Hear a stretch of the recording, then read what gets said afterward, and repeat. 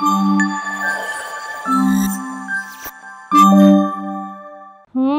శుక్లాంబరధరం విష్ణుం శశివర్ణం చతుర్భుజం ప్రసన్నవదనం ధ్యాయే సర్వవిఘ్నోపశాంతయే. ఓం శ్రీ మాత్రే నమః. ఓం గణపతే నమః.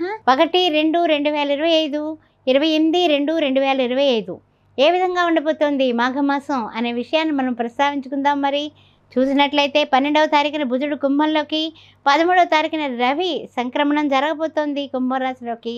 అదేవిధంగా 28వ తారీఖున బుధుడు మీనంలోకి ప్రవేశిస్తున్నాడు. ఈ నెలలో ఉండేటటువంటి గ్రహాల యొక్క ప్రయాణం ఏ విధంగా ఉందయ్యా అంటే కనుక ఈ విధంగా ఉంది. తర్వాత విషయానికి వచ్చినట్లయితే కనుక ఈ యొక్క ఫిబ్రవరి మాసంలో మనకి వచ్చేటటువంటి రథసప్తమి అయి ఉండొచ్చు. అదేవిధంగా మాఘమాసం అంతా కూడా పుణ్యమైనటువంటి పవిత్రమైనటువంటి దినాలే. అందువల్ల ఏ కార్యక్రమం తలపెట్టుకున్నా కూడా, శుభకార్యాలు తలపెట్టినా, గృహారంభ గృహప్రవేశ ఏది చేసుకున్నా కూడా శుభఫలము కలుగుతుంది. అందుకని మీ అందరికీ కూడా శుభఫలాలు కలగాలని అమ్మవారిని ప్రార్థిస్తూ ఓం శ్రీ మాత్రే నమః. ఆస్ట్రో భాగ్యలక్ష్మి అనే ఈ ఛానల్ని సబ్స్క్రైబ్ చేశారా? చేయకపోతే వెంటనే చేయండి. అంతేకాకుండా రకరకాలైనటువంటి విశేషాలు, రకరకాలైనటువంటి వీడియోలు 2500 పైగా ఉన్నాయి ఆస్ట్రో భాగ్యలక్ష్మి ఛానల్లో. అందుకని మీరు మీ డౌట్స్ అన్నీ కూడా క్లారిఫై చేసుకోవచ్చు. తర్వాత శ్రీ సౌభాగ్య మ్యారేజ్ బ్యూరో 16 సంవత్సరాలు పూర్తి చేసుకుని 17వ సంవత్సరం రన్నింగ్లో ఉన్నాము.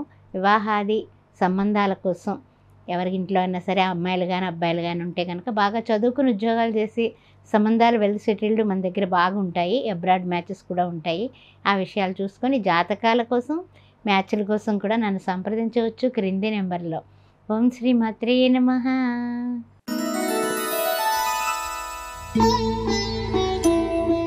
మాసఫలాలు కార్యక్రమంలో మేషరాశి వారికి ఏ విధంగా ఉండబోతుందో తెలుసుకుందాం. మరి చూసినట్లయితే మేషరాశి వారికి ద్వితీయంలో గురుడు కనిపిస్తున్నాడు. తృతీయంలో యథావిధిగా కుజుడు, తర్వాత చతుర్థ, పంచమ, షష్టమంలో చూస్తే కేతువు, సప్తమ, అష్టమ, నవమ, దశమంలో చూస్తే రవి బుధులు, ఏకాదశంలో చంద్రశనులు, అదేవిధంగా ద్వాదశంలో శుక్ర రాహువులు. మరి ఏ విధంగా ఉండబోతోంది అశ్విని, భరణి, కృత్తిక ప్రథమార్థం అనే విషయాన్ని ఇప్పుడు మనం పరిశీలిద్దాం. ముఖ్యంగా ఏమిటి అంటే కనుక ప్రతి ఒక్కళ్ళకి కూడా ఆలోచన ఏమిటంటే ధైర్యే సాహసే లక్ష్మి అంటూ ఉంటాం కదా. అలాంటి లక్ష్మి యొక్క అంటే భూదేవి యొక్క పుత్రుడైనటువంటి కుజుడు మిథున రాశిలో ఉండడం వలన కూడా వీళ్ళకి అన్ని విధాల యోగదాయకంగా, ధైర్యంగా ముందుకు దూసుకుపోవడానికి అన్ని విధాలుగా ఫిబ్రవరి మాసం అనుకూలంగా ఉంది అన్నది ఆనందంగా చెబుతూ ఉన్నాను నేను ఈ మేషరాశి వారికి. అదేవిధంగా చూసినట్లయితే మంచి ప్రయోజనాలు కలగబోతున్నాయి. అంటే ఎలాంటి ప్రయోజనాలు అంటే మీరు ఎలాంటి తలంపులు, ఏ విధమైనటువంటి ఆలోచన, తర్వాత ఇంకా ఎవరికైనా సరే మీరు ఇచ్చి మరిచిపోయినటువంటి బాకీలు, మొండి బాకీలు వసూలు, అదేవిధంగా కోర్టు వ్యవహారాలు కొలిక్కి రావడమే కాదు, నిజంగా నిజాయితీగా మీరు చేసినటువంటి పనికి ఒక గుర్తింపు, అది కీర్తి ప్రతిష్టలు సంఘంలో ఇంటా బయట కూడా బ్రహ్మాండమైనటువంటి మాసంగా చెప్పొచ్చు ఈ యొక్క ఫిబ్రవరి నెల.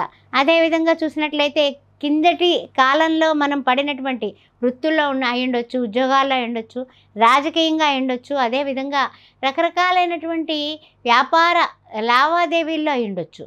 ఏవైనప్పటికీ కూడా అవన్నీ కూడా ఒక కొలుక్కు రావడమే కాదు, ఆ ఇబ్బందులు అమ్మ బాబోయ్ మనం ఎట్లా దాటుకొచ్చాం అనేటటువంటి ఆనందంతో మీరు ఉండేటటువంటి మాసంగా ఈ మాసం మీరు సంతోషంగా ముందుకు పెడుతూ ఉంటారు.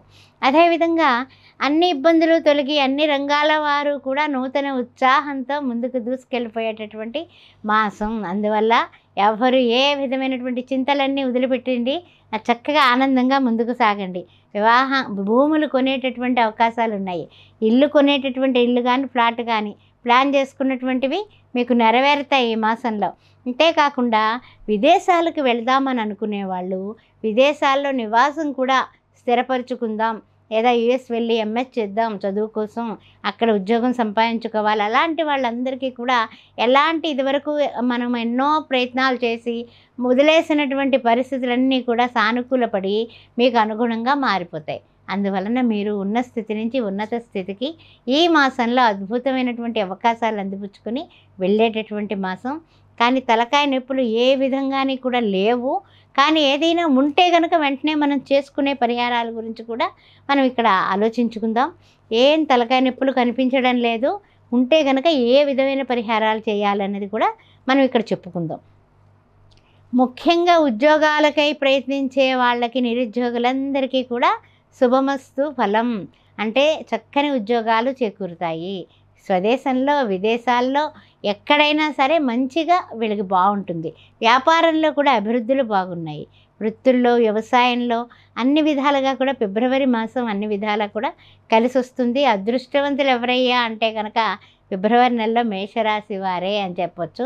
ఇది నిర్మోహమాటంగా చెప్పేటటువంటి ప్రక్రియ.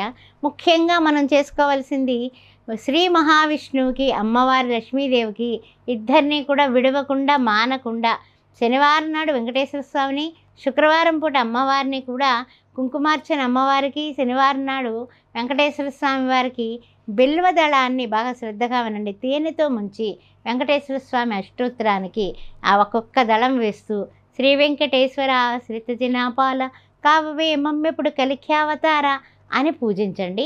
చక్కగా సుగంధభరితమైనటువంటి తులసిమాల, తర్వాత మల్లెపూలు కానీ, లేకపోతే ఇప్పుడు మనకి వచ్చేటటువంటి సన్నజాజుల మాల కానీ వెంకటేశ్వర స్వామి వారి పటానికి వేయండి. అదేవిధంగా ఆయనకి క్షీరాన్నాన్ని నివేదించడం కానీ, కొంచెం టైం తక్కువగా ఉందంటే మనకి పచ్చిరవ్వ, గోధుమ రవ్వతో కాస్తంత ఆవుపాలు వేసి ప్రసాదం చక్కెరేసి కలుపుతాం కదా, ఆ విధంగా కలిపి సత్యనారాయణమూర్తి ప్రసాదం పెట్టిన శ్రీ వెంకటేశ్వర స్వామి పేరు మీద ఆ రోజున ఎవరికైనా సరే మీరు భోజనం దానం చేయండి.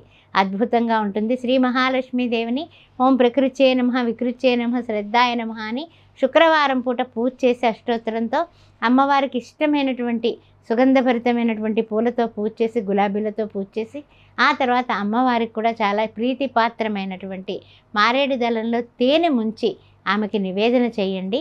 పాయసాన్నం కానీ మీ ఇష్టం, మీ శక్తానుసారం. దానిమ్మ గింజలు కూడా అమ్మవారికి చాలా ఇష్టం.